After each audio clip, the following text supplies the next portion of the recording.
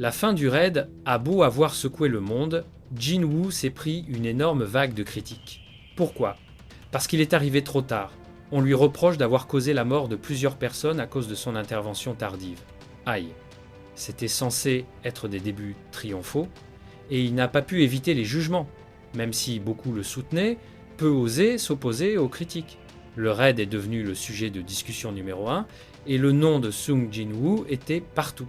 Malgré tout ce drama, une personne, probablement un chasseur, confie « J'ai toujours cru qu'un héros seul ne pouvait pas mettre fin à une guerre.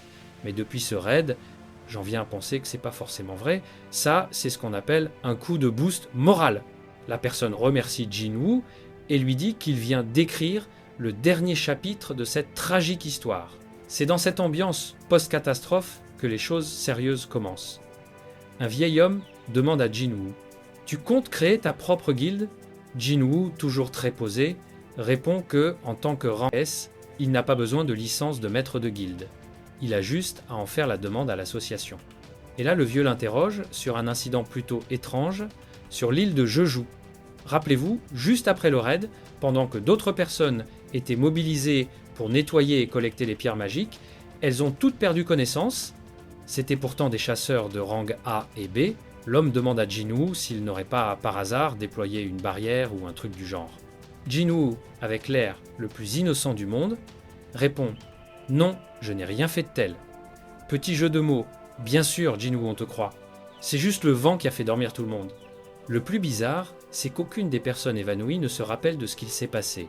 Ça sent le « je ne sais rien mais c'est moi à plein nez ». La conversation est coupée net par l'arrivée de l'agence de contrôle des chasseurs des États-Unis, un certain agent spécial Adam White, un beau gosse blond, avouons-le, débarque. Il a dû pister Jinwoo parce qu'il n'était pas à son bureau.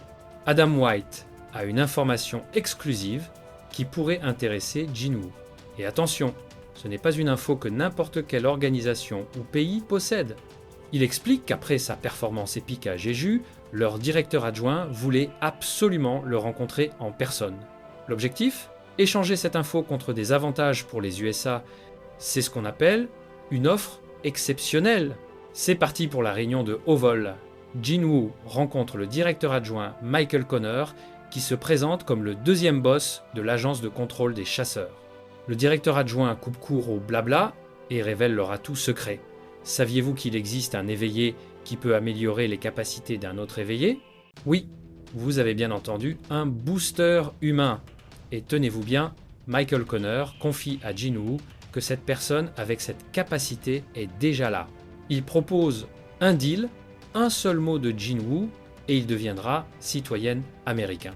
Pour preuve, le directeur adjoint ordonne « Faites entrer Mademoiselle Cerner ».